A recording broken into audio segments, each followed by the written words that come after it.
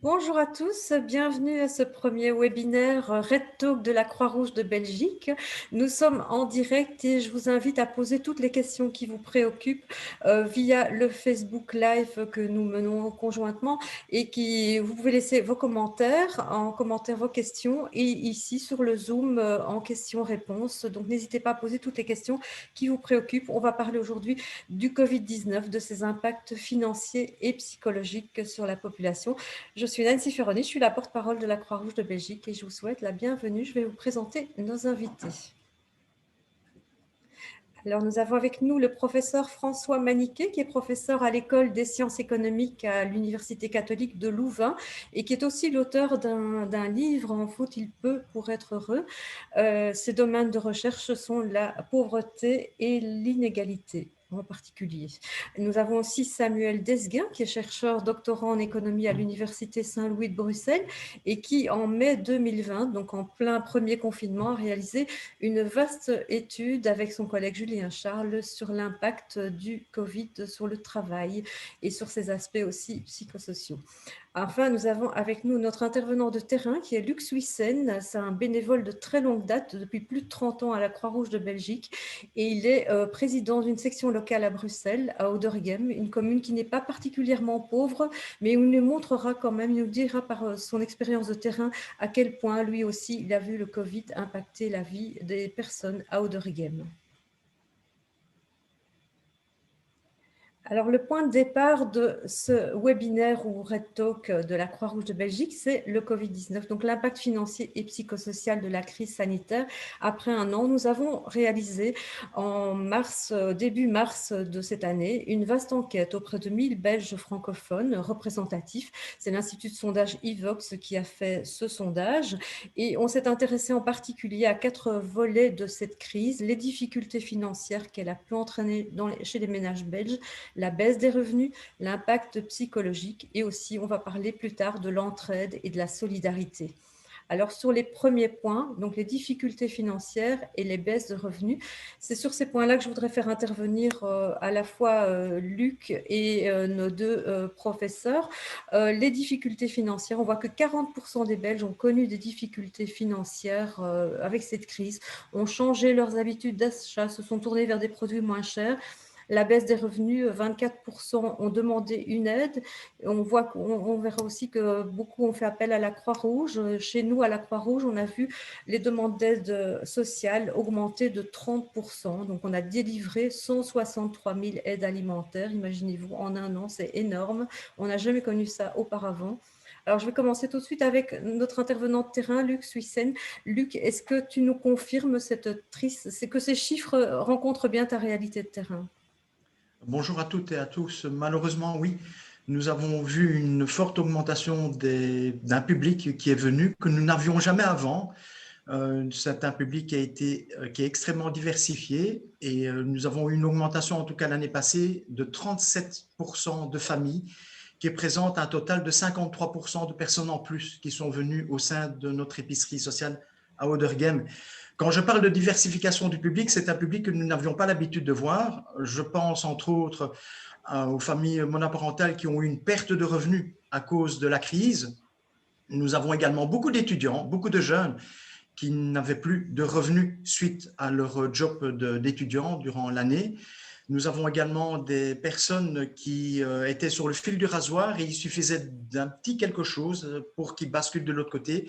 Malheureusement, c'était le cas et beaucoup de femmes, car elles ont un travail à temps partiel, à mi-temps, famille monoparentale avec des enfants, donc des personnes qui déjà à l'origine avaient beaucoup de difficultés et malheureusement la crise est passée et les a fortement impactées. Samuel Desguin, vous avez réalisé aussi une vaste enquête de terrain durant le premier confinement. Est-ce que ça ne vous étonne pas, j'imagine, ces chiffres de notre enquête? Ça confirme ce que vous aviez ressenti aussi durant votre analyse?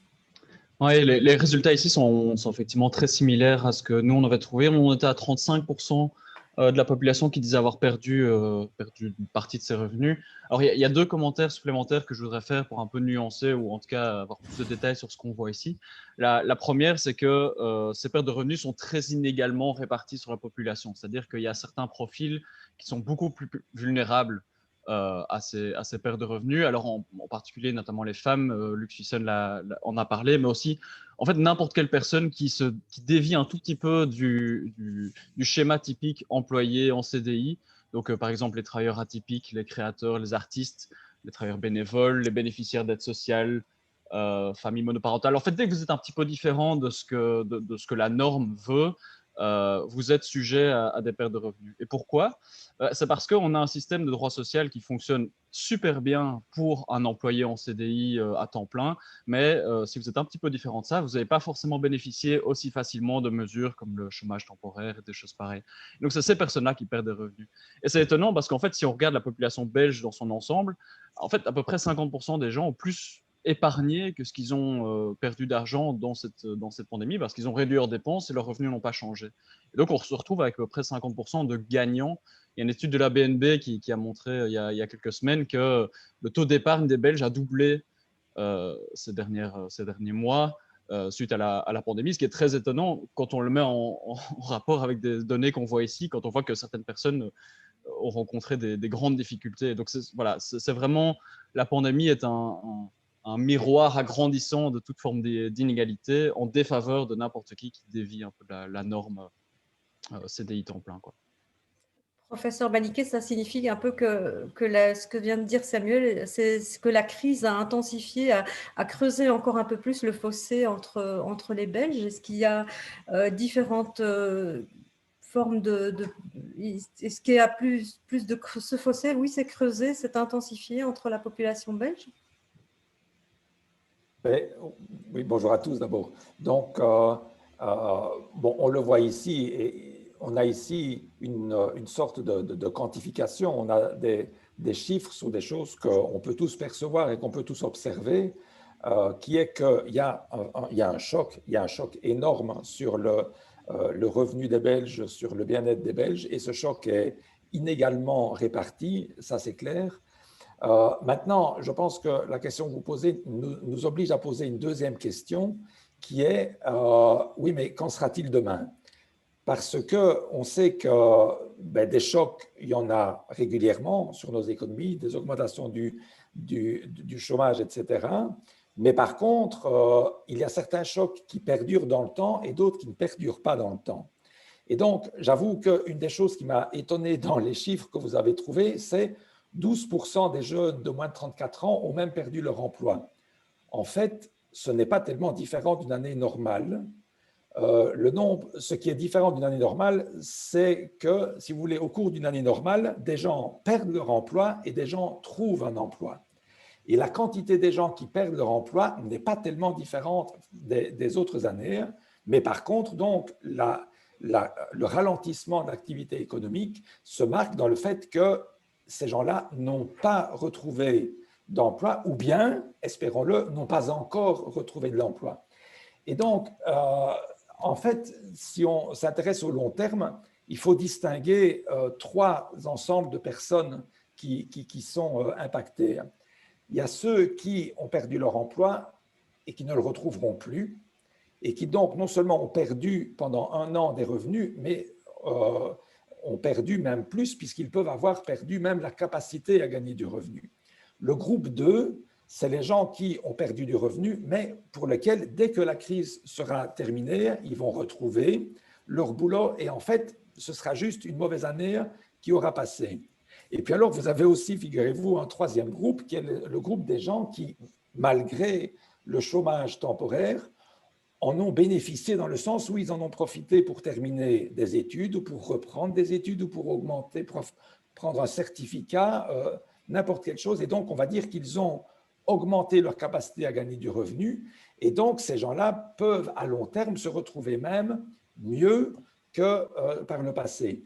Et si vous voulez, quand on étudie des chocs passés, des crises passées, on se rend compte que ces groupes-là peuvent, dans certains cas, même être majoritaires et porter même des développements économiques futurs. Donc, toute la question de savoir comment les gens qui sont impactés se distribuent dans ces trois groupes, et malheureusement, c'est un petit peu trop tôt pour le savoir.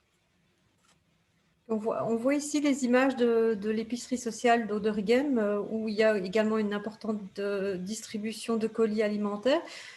Pour revenir au terrain, Luc, est-ce que tu peux nous expliquer comment ça se déroule, à quel rythme et combien de personnes à chaque fois se présentent à nos distributions de colis? Alors, il est évident que la crise a changé le mode opératoire au niveau de l'accueil pour une raison de sécurité. Toujours est-il qu'on l'a fait avec beaucoup d'humanité et de bienveillance. Et nous accueillons à l'heure actuelle par jour d'ouverture qui sont de l'ordre de par semaine pour le moment, à entre une 30 et 40 familles durant la journée. Et nous, en fonction de la composition, en tout cas en fonction du dossier, soit ils ont des colis ou alors ils donnent de manière symbolique une toute petite contribution financière à l'aide alimentaire qu'ils reçoivent. L'avantage du procédé qu'on a mis en œuvre, c'est qu'ils ont le choix de constituer eux-mêmes leur colis. Donc, ils prennent en fonction de leurs propres besoins. Et ça, c'est un plus qu'on apporte aussi. Et au niveau de la qualité, au niveau qualitatif et quantitatif au niveau des produits. On parlait tout à l'heure de nouveaux bénéficiaires, de nouveaux profils de bénéficiaires. Récemment, je me suis rendue dans le point de distribution à Auderghem. J'ai rencontré notamment une dame qui était coiffeuse. Tu peux nous parler de son histoire? Justement, elle fait partie de ces nouveaux bénéficiaires qui sont arrivés en pleine crise Covid. Et puis, j'en profite pour rappeler à tout le monde que vous pouvez toujours poser vos questions via l'onglet Q&R. Oui, effectivement, je peux effectivement évoquer cette dame, mais elle est l'exemple de d'autres personnes que nous avons accueillies. Et ce sont des indépendants, pour les raisons sanitaires que nous connaissons, ont dû fermer leur commerce, mais ont pu bénéficier d'un droit passerelle qui n'est toujours pas venu pour la plupart. Et ces derniers se sont retrouvés sans revenus ou ils ont puisé un maximum, en tout cas, ils ont tenu le plus longtemps possible en puisant dans leurs réserves et se sont retrouvés à un moment donné dans une situation telle qu'ils n'avaient plus les moyens financiers pour pouvoir se nourrir, entre autres. Et c'est comme cela que nous avons accueilli ces personnes au sein de l'épicerie sociale. Dans le cadre de cette crise, ce sont des personnes qui avaient un emploi, qui étaient indépendants, qui avaient, comment dirais-je, une vie bien, qu'on peut dire normale, mais malheureusement, la crise est passée et les a fortement impactés à ce sujet-là. C'est ce que vous releviez, Samuel Desguin, tout à l'heure, avec les personnes qui avaient le CDI d'un côté et qui avaient le chômage et qui pouvaient encore s'en tirer malgré des ressources diminuées, et tous les autres on pense aussi aux travailleurs de ce qu'on peut appeler l'économie souterraine, qui sont des gens qui n'émargent à aucun revenu et qui sont pourtant là, qui font la plonge dans les restaurants et qui ont tous ces petits travaux au noir C'est ce qu'on appelle les oubliés du droit social, hein, typiquement. Parce que le droit social a été inventé à une époque où le CDI était effectivement la norme. Et donc aujourd'hui, quand on se dégage de cette norme, on n'est pas forcément couvert par ça. Effectivement, si on travaille en black, on n'a droit à rien ensuite. Or, il y a des secteurs entiers qui sont fondés sur le black et qui sans ça ne pourraient pas fonctionner. Par exemple, l'ORECA, sans vouloir pointer du doigt, c'est un secteur qui ne pourrait pas fonctionner en temps normal sans avoir recours au travail en noir. Et donc, toutes les personnes qui sont là ne bénéficient d'aucune protection actuellement. Et en fait, il ne faut pas perdre beaucoup de revenus pour qu'il y ait des impacts très, très graves. Parce qu'en fait, quand on regarde dans notre étude, les gens perdent parfois seulement 10% de leurs revenus, mais il suffit parfois de 10% pour tomber dans ce qu'on va appeler le piège de la pauvreté, c'est-à-dire un endroit où tout devient plus cher. Par exemple, quand on est dans le piège de la pauvreté, on va retarder certains soins préventifs, par exemple aller chez le dentiste ou aller chez le médecin généraliste, faire des tests X ou Y, et du coup, on risque d'avoir des problèmes de santé beaucoup plus graves par la suite. C'est ça, par exemple, le piège de la pauvreté. Ou alors des petites dettes qui deviennent des frais bancaires et qui commencent à poser problème peu à peu. Donc, même pour les personnes, bien sûr, en CDI, ça peut poser un problème. Et donc, mais sinon, pour toutes les autres, effectivement, certains deviennent des nouveaux bénéficiaires. Et ça, Luc Sissène en a parlé. Ces nouveaux bénéficiaires, ce n'est pas facile pour, par exemple, les CPS de les prendre en charge parce que le CPS a un réseau bien rodé quand il s'agit d'accueillir quelqu'un qui ressemble au profil relativement classique de la personne qui a besoin d'aide. Mais pour les indépendants, par exemple, qui font partie des nouveaux profils qui font appel à l'aide sociale, c'est tout un nouveau réseau à construire pour le CPS. Il faut être en contact avec l'INAMI, par exemple, à qui ils n'ont pas forcément de contact avant. Et en fait, notre modèle social n'est pas forcément équipé pour faire face à ces nouveaux profils. Et je pense que c'est la même chose pour la Croix-Rouge. Ces nouveaux profils, vous ne savez pas forcément comment les aider aussi bien que les profils que vous voyez avant. Justement, on a Justement, reçu des Nancy, questions oui, d'aide. De comment nous pouvons aider les personnes qui sont dans le besoin. Donc, j'invite tous ceux qui sont dans le besoin, qui nous écoutent et qui ont besoin d'un coup de pouce. La Croix-Rouge est à leur écoute, bien sûr. Vous pouvez appeler notre numéro d'appel gratuit qui est le 105 et on vous renseignera la maison Croix-Rouge la plus proche de chez vous et vous pourrez aller chercher une aide, évidemment recueillir une aide alimentaire ou autre pour bénéficier de nos épiceries sociales aussi. On a plus de 40 épiceries sociales réparties d'Arlon à Bruxelles. Mais là, c'est le CPAS qui fait justement l'enquête sociale et qui envoie les gens vers nos épiceries sociales. Donc, pour tout contact, n'hésitez pas à aller sur notre site internet croix-rouge.be ou appeler le numéro direct 105 qui est un numéro gratuit de la Croix-Rouge. Absolument. Je voulais confirmer qu'il y avait plusieurs questions à ce sujet. Merci Nancy. Et alors, une question pour Samuel Desguin. Pourquoi citer les travailleurs bénévoles dans la liste des catégories un peu différentes du modèle salarié-CDI? Ouais, c'est une bonne question. On a un chapitre qui est consacré dans l'enquête. Alors, les travailleurs bénévoles, c'est un peu différent parce que eux, c'est pas forcément un impact financier par lequel ils sont concernés, puisque par définition, ils ne sont pas payés. Mais déjà, c'est des profils qui typiquement sont en recherche de sens dans l'activité qu'ils exercent.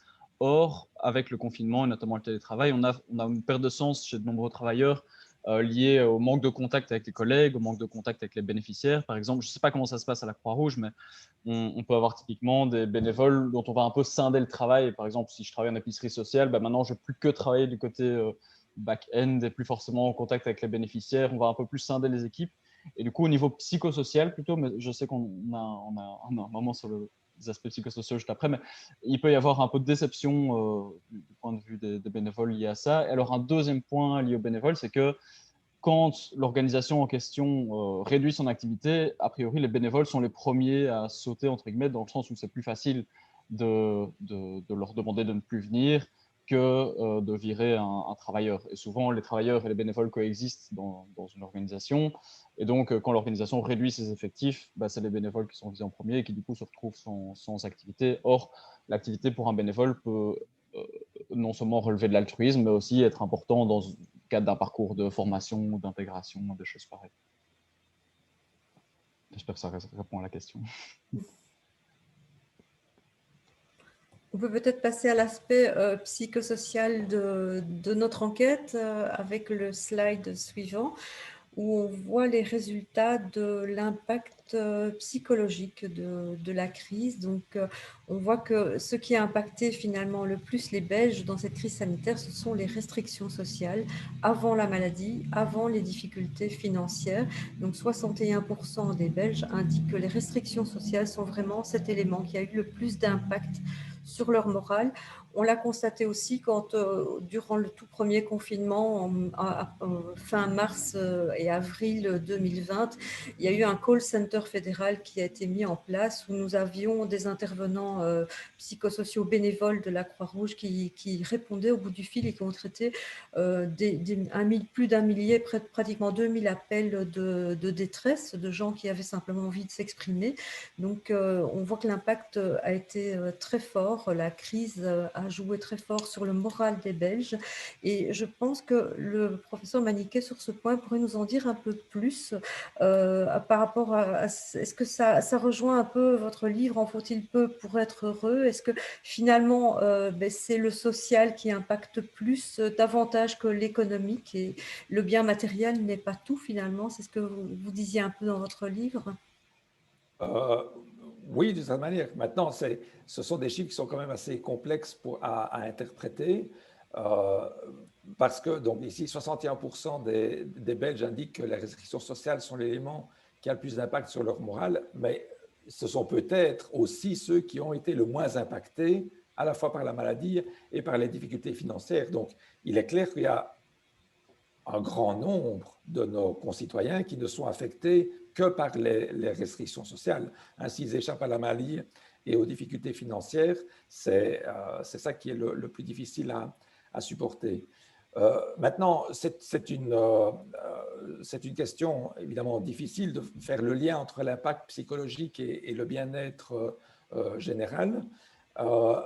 Une des manières que nous avons en économie et dans d'autres disciplines, enfin en psychologie, pour mesurer le bien-être subjectif, c'est la réponse à la question que beaucoup de gens connaissent et beaucoup de gens ont peut-être déjà répondu à ce genre de questions, ce genre d'enquête.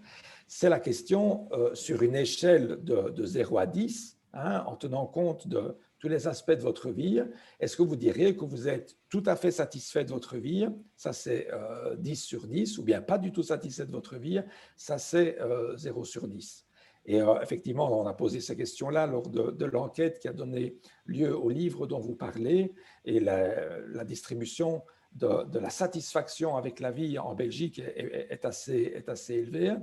Mais ce qui est intéressant aussi dans cette littérature, c'est de voir quels sont les déterminants, et en particulier les déterminants de ce bien-être subjectif dans des situations de choc, dans des situations de crise comme celle que nous vivons.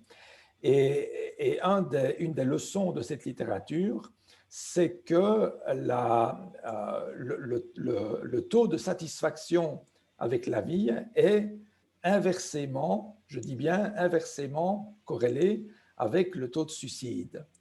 Autrement dit, ce que ça révèle, c'est que la difficulté ou la dépression psychologique, c'est évidemment quelque chose qui est difficile en soi, mais qui est d'autant plus difficile que la personne se trouve au milieu de gens qui ne sont pas affectés par la même crise. C'est difficile d'être déprimé si vous êtes entouré par tous des gens qui sont très heureux. Et donc, ce qui est d'une certaine manière intéressant dans la crise que nous vivons, ou ce qui est certainement un amortisseur de l'impact psychologique, c'est le fait que nous sommes tous dans le même bateau, que c'est une crise pour tout le monde, que les restrictions sociales, elles s'imposent à tout le monde. Et donc, le fait que ce choc négatif, si je puis dire, sur le bien-être est partagé, doit quelque part aider les gens à le supporter. Et donc, j'ai lu récemment qu'il n'y avait pas de réelle augmentation des taux de suicide en Belgique, malgré les difficultés psychologiques, malgré l'impact psychologique de la crise, mais ça ne m'étonne pas vraiment, précisément pour ce fait que nous sommes tous impactés, nous sommes tous dans le même bateau, et donc cela aide en quelque sorte à supporter les difficultés. On a pourtant l'impression que les jeunes, en particulier, les plus jeunes qui se rassemblent dans des parcs et tout, ont quand même un peu plus difficile que d'autres tranches d'âge de supporter, puisqu'ils engagent un petit mouvement finalement de révolte. Ils se rassemblent, souvent sans masque, sans distanciation. Est-ce que eux ont plus difficile à accepter le fait qu'on soit justement tous dans le même bateau? Je pense que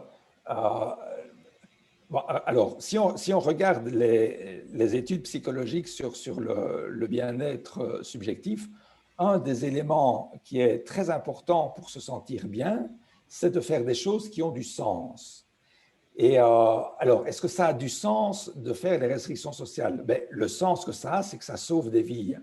Mais évidemment, vous êtes sensible à ce sens-là, de manière d'autant plus forte que vous êtes lié au risque d'être malade ou de perdre votre vie. Et donc, les jeunes sont particulièrement épargnés par la maladie, comme vous le savez. Et donc, eux, c'est juste un coût. Les restrictions sociales, ils ne peuvent pas en voir le bénéfice pour eux-mêmes, sauf si ils ont dans leur entourage des personnes qui elles, sont à risque. Alors, donc, moi, je n'ai pas fait d'études là-dessus maintenant. En tant qu'enseignant, j'ai évidemment des contacts avec mes étudiants, et je sais que j'ai des étudiants, dès qu'ils savent qu'on va retourner dans les auditoires, enfin, que les restrictions sociales vont diminuer, ils prennent contact avec moi pour dire qu'ils sont inquiets. Et pourquoi est-ce qu'ils sont inquiets? Ben, ils sont inquiets parce qu'ils ont peur, si on fait des activités sur le campus, d'être en contact avec d'autres jeunes, d'attraper la maladie qui ne va pas être grave pour eux, mais ils me disent « Ah oui, mais j'ai dans mon entourage des parents qui sont à risque ou des grands-parents qui sont à risque. » Et donc, ces gens-là ces étudiants qui sont les plus proches de la maladie sont aussi ceux qui ont le plus de mal à accepter la fin des restrictions sociales. Donc, je pense que c'est quand même lié. Je pense que la proximité que l'on a avec le risque est aussi liée à l'acceptation que l'on peut faire des restrictions sociales. Samuel Desguin, vous vouliez intervenir, vous partagez cet avis? Oui, oui, bah, j'ai aussi les contacts avec les étudiants, puis moi-même, je pense être encore dans la tranche d'âge un peu plus jeune. Et c'est vrai qu'il y a peut-être un message sur lequel ce sont les années dont on a envie de profiter parce qu'on a encore tenu par peu d'engagement et qu'on a envie de pouvoir voyager, etc. Donc, effectivement, c'est peut-être plus difficile pour cette tranche d'âge-là. Mais au-delà de ça, quand même, pour les jeunes, c'est avant tout, ça fait partie des populations qui ont le plus perdu financièrement. Job d'étudiant, intérimaire. En général, quand on démarre son activité professionnelle, bah, on est le plus vulnérable. Et donc, c'est certainement les jeunes qui ont le plus souffert des effets de la crise, sans être ceux qui ont souffert de la maladie, comme l'a indiqué le professeur Maniquet. Aussi, quelque chose qui est difficile pour les jeunes, et ça, c'est quelque chose qu'on a beaucoup vu dans notre étude, qui était notamment qualitative, donc les gens s'exprimaient sur ce qu'ils ressentaient, c'est que quand on est jeune, on est en train de fonder son identité. Son identité personnelle se fonde sur quoi? Ben, sur ce qu'on appelle les affiliations sociales, c'est-à-dire les groupes sociaux dont on fait partie. Par exemple, moi, je suis quelqu'un qui fait de la chorale ou qui fait de l'escalade, je fais partie d'un club de foot ou je ne sais pas quoi. Or, les restrictions sociales, c'est ce qui met fin à ces affiliations sociales. Et donc, qui est-ce que je suis, moi, dans ce milieu-là? Ben, je suis maintenant plus qu'un étudiant qui passe 24 heures sur 24 dans sa chambre à suivre des cours en vidéo. Forcément, on perd un petit peu son identité aussi. Et même pour les personnes qui travaillent, on perd le sens de son travail. C'est un peu ce que je disais avant, avec le manque d'échanges avec les collègues, l'éloignement des bénéficiaires. On ne sait plus très bien à quoi ça contribue. Et donc, comme disait aussi François Maniquet, pour être heureux, il y a quand même une notion de contribuer à quelque chose qui a du sens, quoi. Puis même au-delà de ça, bah, y a quand même tout un contexte qui est anxiogène. On est devenu plus méfiant vis-à-vis de l'inconnu, qui est potentiellement un transmetteur de maladies, ne fût-ce qu'une sortie pour réaliser ses courses. Faut penser à mettre son gel hydroalcoolique, son masque, etc. Donc c'est devenu un quotidien plus difficile.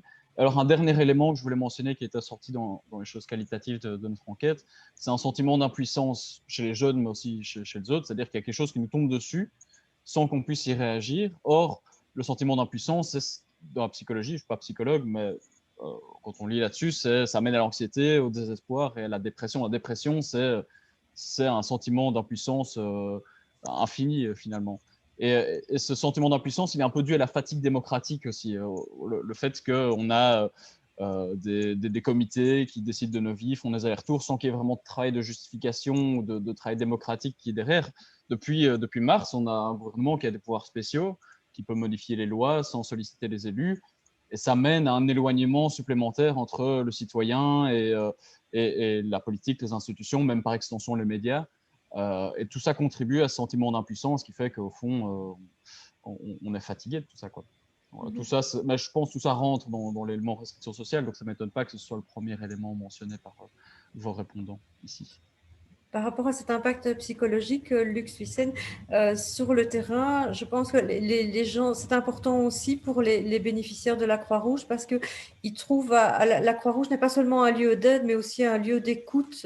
Et je pense que c'est un point d'honneur que mettent nos bénévoles sur le terrain, c'est de recevoir les gens et de les écouter aussi. Et je pense qu'actuellement, beaucoup de nos bénéficiaires ont besoin de cette écoute, de cette compréhension par rapport à leurs problèmes, encore plus que d'habitude. Oui, effectivement. Déjà, la marque de fabrique de notre institution, c'est au niveau de l'accueil et le temps que nous passons avec les bénéficiaires, au niveau de l'échange, au niveau du temps de parole qu'on leur accorde, car c'est très important pour eux d'expliquer leur vécu, leurs problèmes. Ça nous permet de détecter des problèmes, de les orienter éventuellement vers telle et telle association ou service public pour les aider. Mais ceci étant dit, c'est indéniable, le temps de parole et le temps qu'on consacre pour vraiment l'encadrement, l'accueil des bénéficiaires est très, très important pour eux parce que bien souvent, ils viennent seuls maintenant dans le cadre des restrictions sanitaires et ils ont la possibilité de se poser et de pouvoir s'ouvrir en toute quiétude, en toute sécurité, en toute neutralité. Et voilà, et on est là dans l'écoute sans jugement. Et c'est ça aussi qui est important pour eux. On est là dans l'écoute sans jugement. D'ailleurs, Ça, c'est un on a tout petit vu truc que que je voulais les… rajouter, c'est vrai. Oui. De plus en plus, les pouvoirs publics se rendent compte que l'aide sociale n'est pas matérielle, mais elle est avant tout psychologique, en tout cas dans l'écoute, effectivement.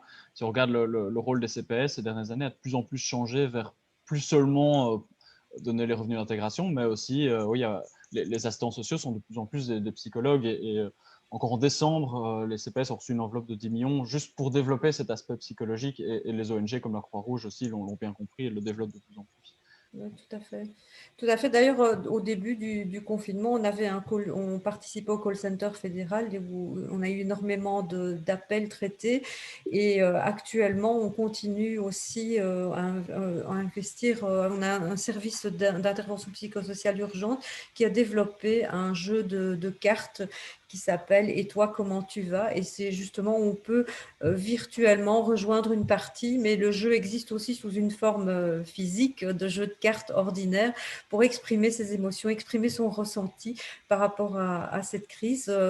Vous en pensez quoi, vous les experts, de ce genre de modèle d'expression pour le grand public? Est-ce que c'est quelque chose qui peut aider d'exprimer ses émotions, même sous une forme virtuelle? Est-ce que ça peut déjà être satisfaisant?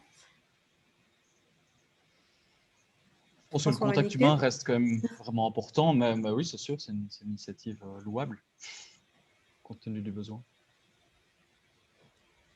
Écoutez, je n'ai pas vraiment de compétences scientifiques pour répondre à votre question.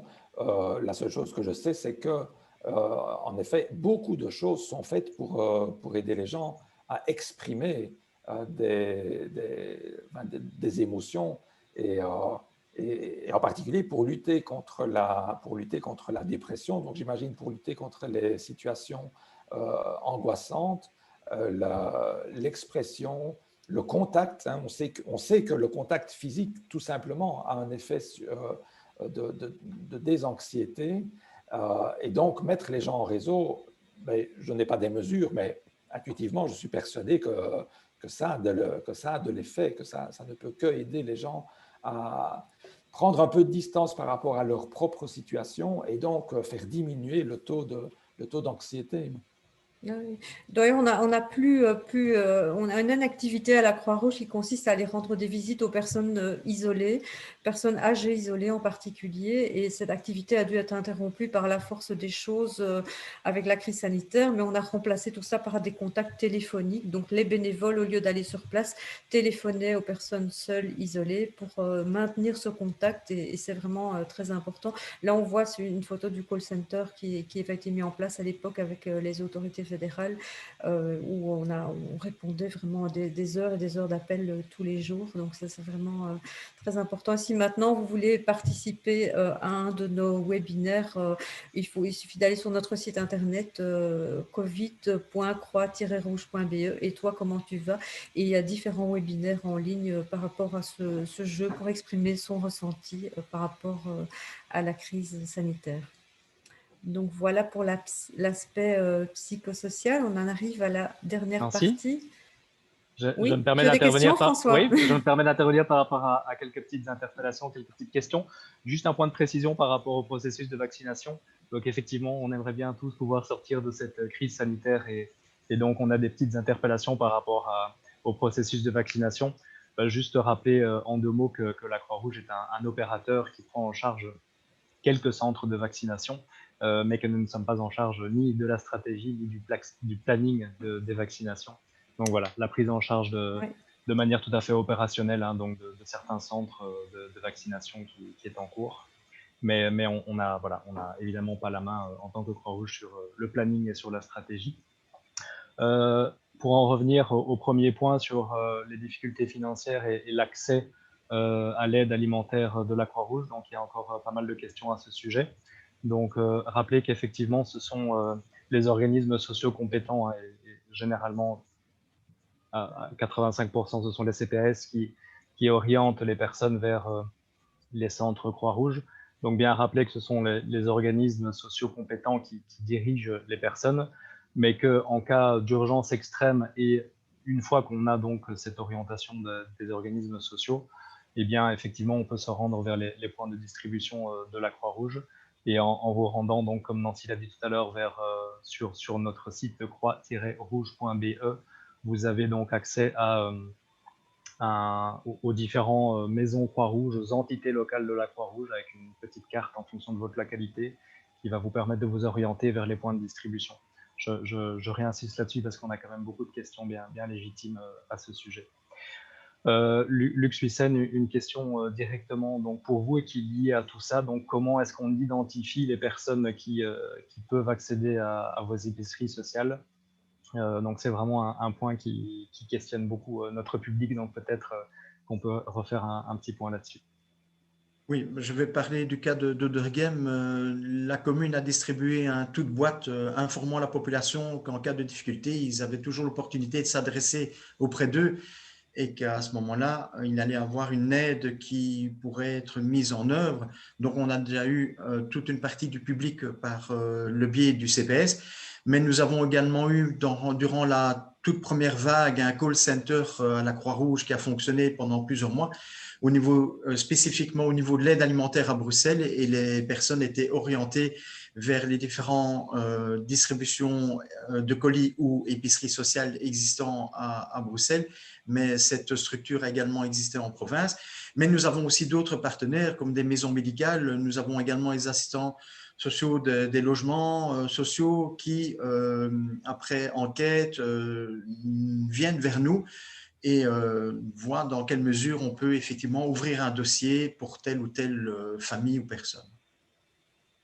Encore un point, une question de Gauthier qui s'interroge sur le lien entre le niveau d'études et les impacts psychosociaux. Donc concrètement, la question c'est est-ce que les impacts psychosociaux sont soumis à une variabilité en fonction du niveau d'études? Une question pour nos experts très certainement.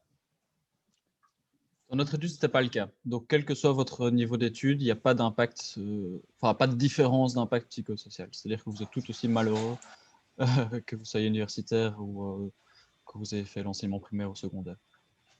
C'est un peu dans l'idée du même bateau, je pense, dans lequel on est, dont parlait François Maniquet, peut-être. Je puis confirmer, si je puis me permettre, qu'au niveau de nos bénéficiaires, en tout cas ceux qui sont arrivés dans le cadre du Covid, il n'y a eu aucune distinction au niveau du niveau social, classe sociale, niveau d'études. Toutes les personnes qui sont venues touchaient toutes les catégories qu'on vient d'évoquer.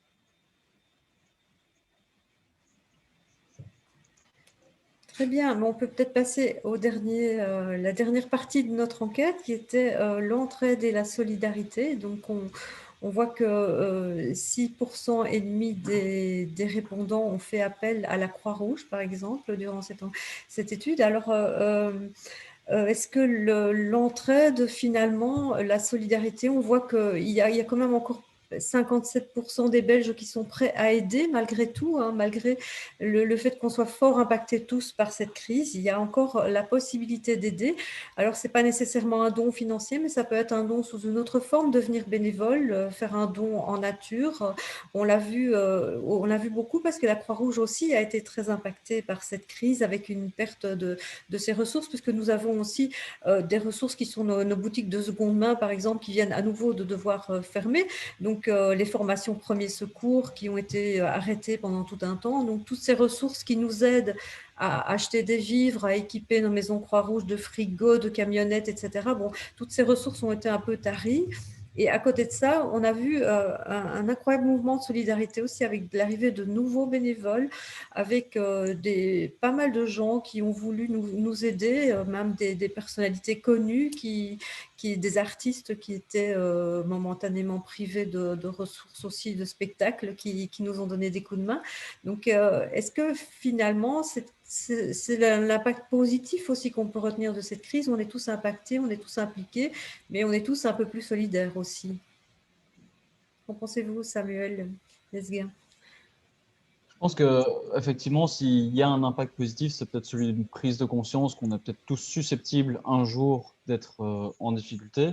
Maintenant, j'ai un regard quand même un peu plus critique sur l'idée d'entraide, de bénévolat comme solution structurelle à des problèmes comme ceci. Pour moi, ça ne devrait pas l'être. Il ne faut quand même pas oublier que si à un moment, une ONG qui n'est pas l'État doit distribuer des colis alimentaires pour que quelqu'un ne meure pas de faim, c'est quand même scandaleux en Belgique en 2021. Il ne faut pas oublier que c'est un aveu d'échec d'un État social et c'est des personnes qu'on aide qui sont passées à travers les mailles du filet du droit social. Et donc, s'il y a quelque chose de positif à retenir, c'est peut-être qu'il faudrait que tous les citoyens, puisque tout le monde est concerné, se battent pour peut-être une forme d'universalisation de l'accès au droit social. Pourquoi est-ce qu'il faut absolument être un CDI à temps plein pour pouvoir en bénéficier, alors que, en fait, qui que vous soyez, vous devriez être en mesure de vivre dignement et pas devoir pousser la porte des CPS ou des Croix-Rouges.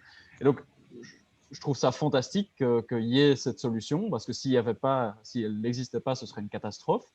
Et c'est génial que des gens aient envie d'être bénévoles, mais pour moi, ce n'est pas vraiment une solution de long terme. Ce n'est pas un enjeu, c'est pas peut-être l'enjeu qu'il faut le plus mettre en avant actuellement, quoi.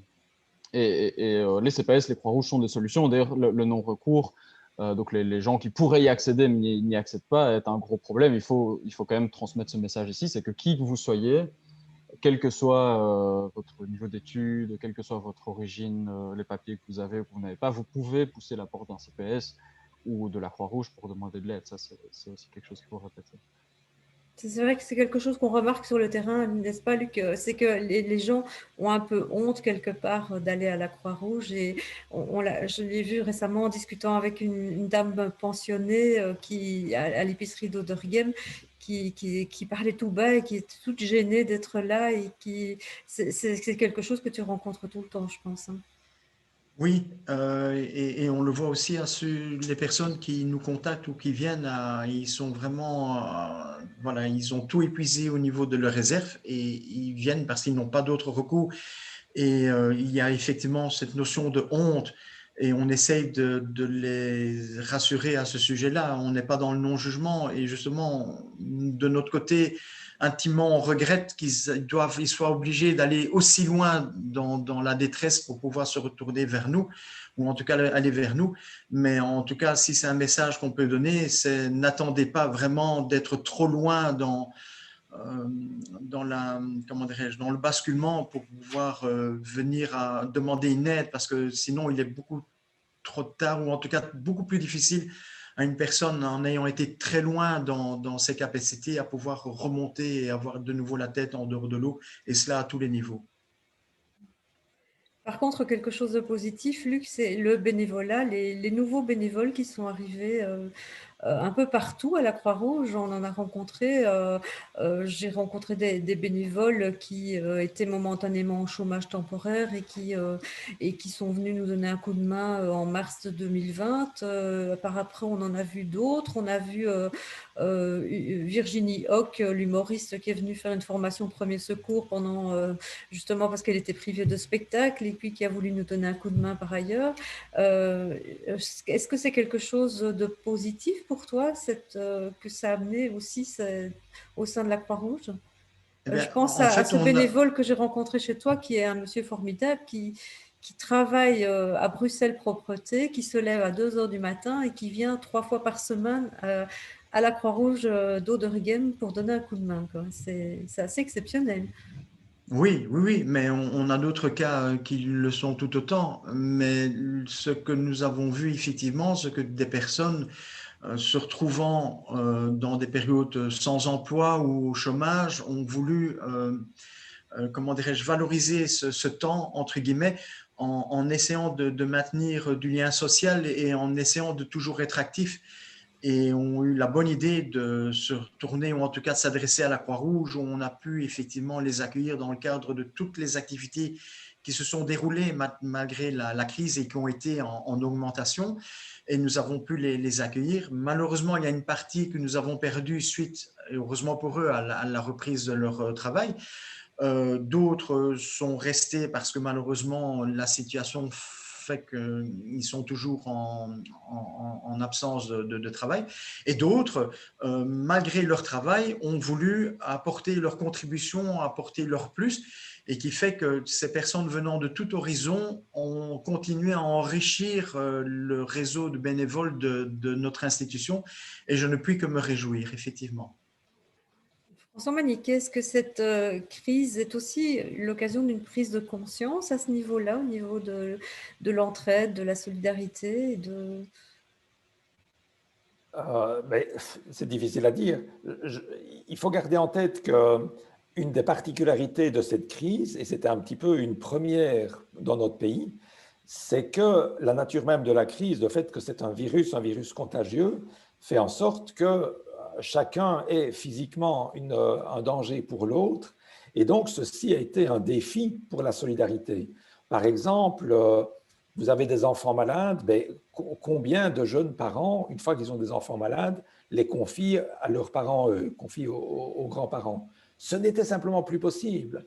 Hein. Donc, il y a des formes tout à fait informelles, donc qui ne passent pas par les CPAS, etc., de solidarité, qui ont vraiment été mises à mal. Et donc, des gens se sont retrouvés simplement beaucoup plus seuls face aux difficultés que dans des situations soit normales, soit dans des situations de crise qui sont plus des crises auxquelles on a l'habitude, hein, crise de chômage, crise financière, etc.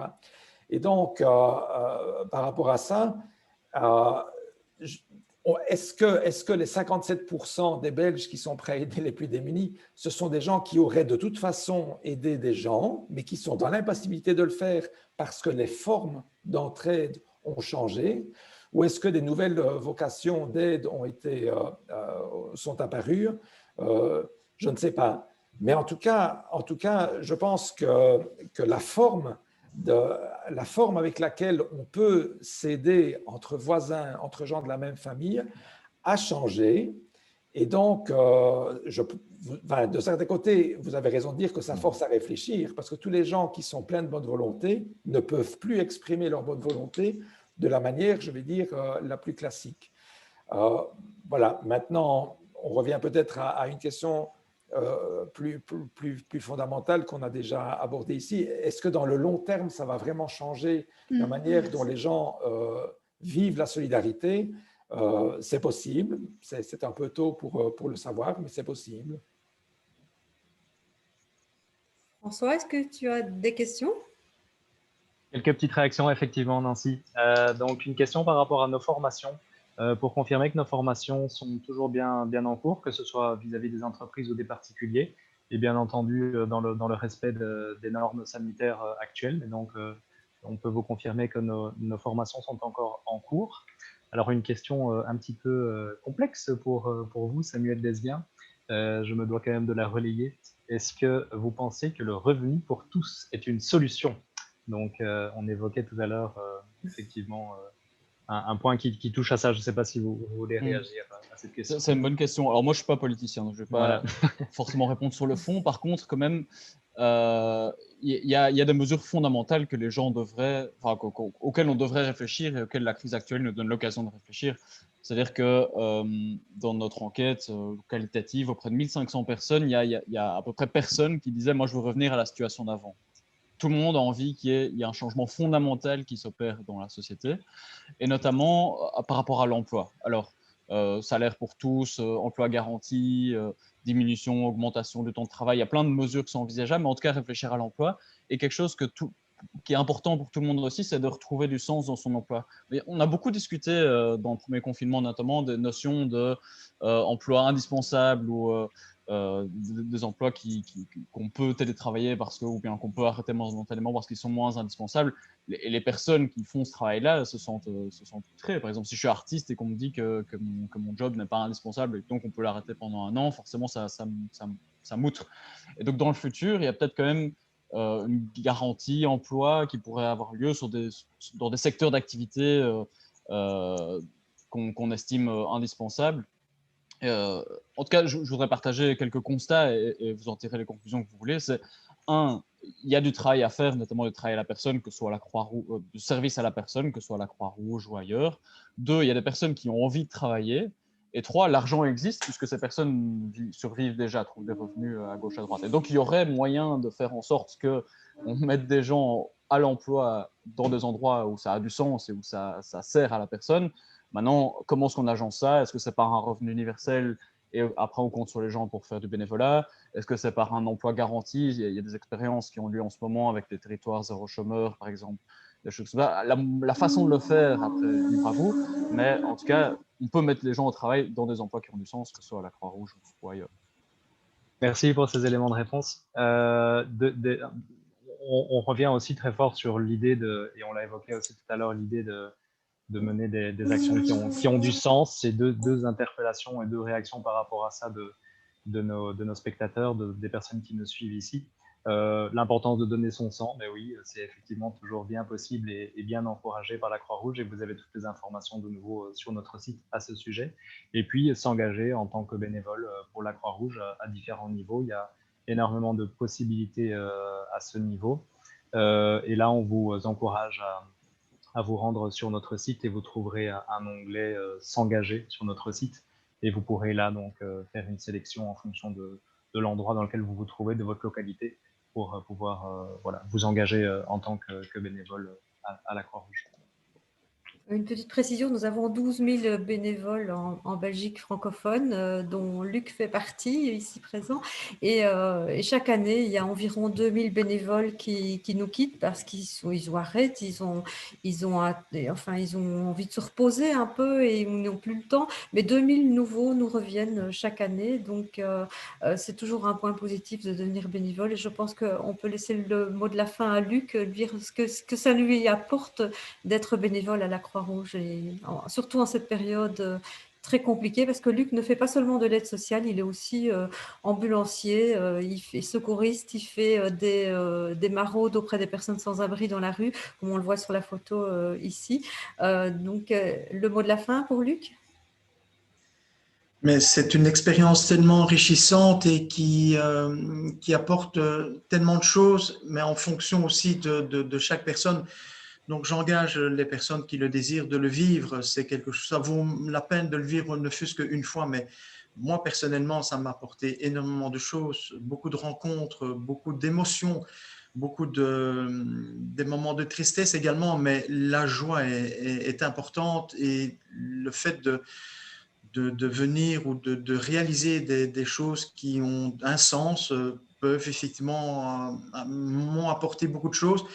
Mais je propose que c'est une expérience unique que chaque personne doit le vivre, et chaque personne va le vivre différemment. Mais sincèrement, c'est quelque chose que je puis engager, ou en tout cas, je puis fortement encourager à réaliser une fois dans sa vie.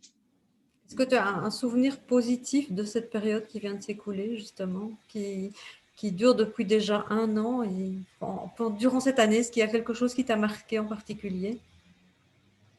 Mais il y a plein de choses, mais même si le masque était présent, le regard des personnes avec un merci qui venait du fin fond de cette personne, et on savait que ce que nous avons fait, le temps qu'on a passé auprès de cette personne et ce que nous lui avons apporté comme aide alimentaire allait effectivement le soulager temporairement, mais le soulager quand même de toute une série de contraintes et de tracas qui monopolisent l'esprit, qui dépensent énormément d'énergie.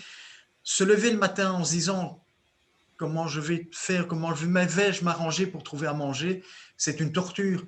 Il y a d'autres questions aussi qui se posent, et le fait de pouvoir apporter une aide même ponctuelle et de permettre à cette personne de se décharger de l'un ou l'autre fardeau, bien oui, yes, on a réussi. Voilà, joli mot de la fin, jolie conclusion. Merci Luc, merci à tous de nous avoir suivis. Si vous avez d'autres questions, je vous invite à noter l'adresse qui apparaît maintenant, redtalks@croix-rouge.be. On vous répondra personnellement par la suite. Et si vous avez besoin d'aide, surtout, vous nous contactez. Vous regardez sur notre site internet pour trouver l'entité Croix-Rouge la plus proche de chez vous. Nous sommes présents d'Arlon à Bruxelles, je le rappelle. Et vous pouvez aussi appeler notre numéro d'appel 105, qui est un numéro gratuit et qui vous renseignera la liste des maisons Croix-Rouge tout près de chez vous. Nous sommes sur Facebook où vous pouvez poser vos questions, sur Instagram et sur Twitter également. Je vous remercie tous. Merci à nos experts d'avoir été là et d'avoir répondu au public qui nous suivait. Et je vous souhaite une belle journée, une belle fin de journée et à bientôt pour un autre Red Talk.